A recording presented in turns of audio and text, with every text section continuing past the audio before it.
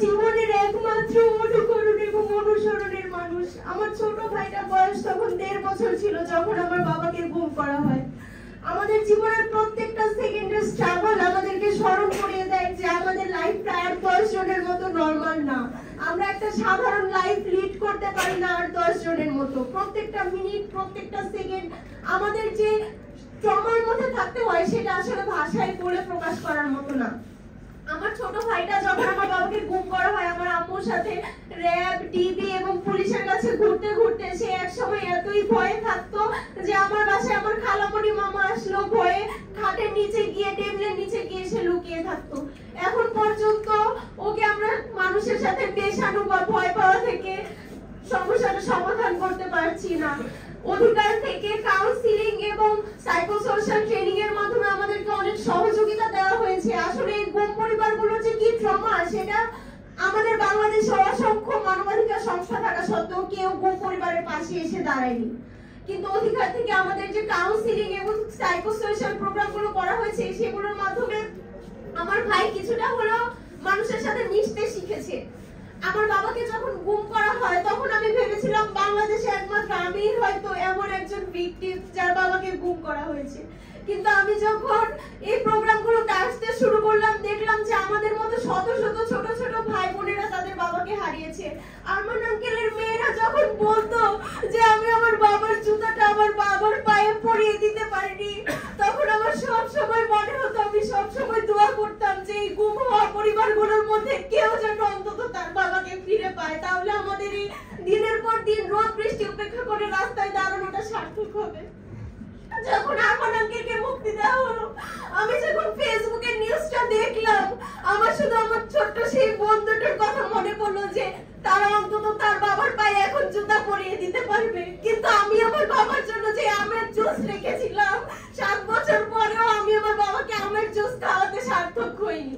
আমার মা সেই আমের জুস 4 মাস ফ্রিজে রেখে দিয়েছিল যে আমার বাবা ফিরে আসবে। আমাদের ফ্রিজে পচা দুর্গন্ধ ছড়াচ্ছিল, আমার খালামণিরা সেই জুসটা বের করতে পারছিল না। 5 তারিখের পরে আমরা আবার নতুন ভাবে একটা জীবন সংগ্রামের শিকার হয়েছি। সেই 5 তারিখের গোলাগুলি, হামলা, আগুন উপেক্ষা করে আমার আম্মু রাত 3টা পর্যন্ত ডিজিএফআই ছিল। আমি আর আমার ভাই অপেক্ষা করছিলাম যে আমার বাবা ফিরে আসবে। আম্মু যখন একা আসলো, আমার ভাই কান্না শুরু করে দিল। আমার ভাই আগে প্রত্যেকটা মুহূর্ত আমাদেরকে প্রশ্ন করতো যে বাবা কবে ফিরে আসবে, বাবা আছে কিনা। কিন্তু 5 তারিখের পরে আমাদের মধ্যে থেকে এই আশাটা নিঃশেষ হয়ে গিয়েছে। আমরা এতদিন বুকে একটা আশা নিয়ে বেঁচেছিলাম যে আমরা আমাদের বাবাকে এই ফ্যাসিস্ট রেজিমের পতনের পরে ফিরে পাবো। জুলাই আন্দোলন যখন আমি অংশগ্রহণ করলাম, আমার আম্মু বারবার বললো যে আমাদের এমনি সমস্যা, তুমি এগুলোতে যাও না। আমি বললাম এই দেশ থেকে আমার বাবা গুম হয়েছে, এই দেশকে রক্ষা করার দায়িত্ব আমাদের তো আরো সবার আগে যেতে হবে। আমি খুবই আশাবাদী ছিলাম যে জুলাই অভ্যুত্থানের পরে আমি আমার বাবাকে ফিরে পাবো। ডিজিএফআই যে 3 দিন আমি দাঁড়িয়েছিলাম, প্রত্যেকটা মুহূর্ত আমি অনুভব করতে পারছিলাম আমার বাবাকে হয়তো এখানে রাখা হয়েছিল। আমার বাবার পাশে বসলে আমি যেরকম অনুভব করতাম, ডিজিএফআই এর অফিসে 3 দিন সারাক্ষণ দাঁড়িয়ে থাকার পর আমার মনে হচ্ছিল আমার বাবাকে এখন আমি ফেরত পাবো। কিন্তু আজ 10 মাস পেরিয়ে গেলেও আমরা এটাই জানতে পারিনি যে আমার বাবা জীবিত নাকি মৃত। ঈদ উল ফিতরের আগে ইউএন এর সাথে গুম তদন্ত সংক্রান্ত কমিশনের একটা প্রোগ্রামে আমাদেরকে লিটন আঙ্কেল বলেছেন যে ধরে নিয়েছেন তারা এই 333 জন হয়তো আর জীবিত নেই। কিন্তু আমরা ধরে নিতে পারছি না, এটা অঙ্কের হিসাব না যে আমরা ধরে নিব। এটা একটা মানুষের জীবন। আমাদেরকে সঠিক তথ্য দেওয়া হোক যে আমার বাবা জীবিত নাকি মৃত।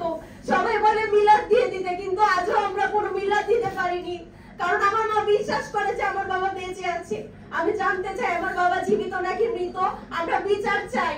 আমরা এরকম কোন ক্ষমতার আসরে আসীন হওয়ার জন্য মানুষের আন্দোলন দেখতে চাই না। আমরা আন্দোলন দেখতে চাই গুম, খুন, ক্রসফায়ারের মতো কোন অপরাধ যেন বাংলাদেশে সংগঠিত না হয়। একটা সুস্থ সুন্দর বাংলাদেশ গঠনের জন্য সবাই এগিয়ে আসুন।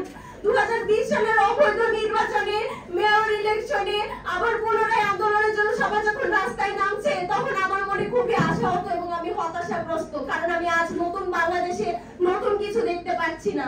সুস্থ সুন্দর একটি বাংলাদেশ গঠনে সবাইকে এগিয়ে আসার জন্য অনুরোধ করছি।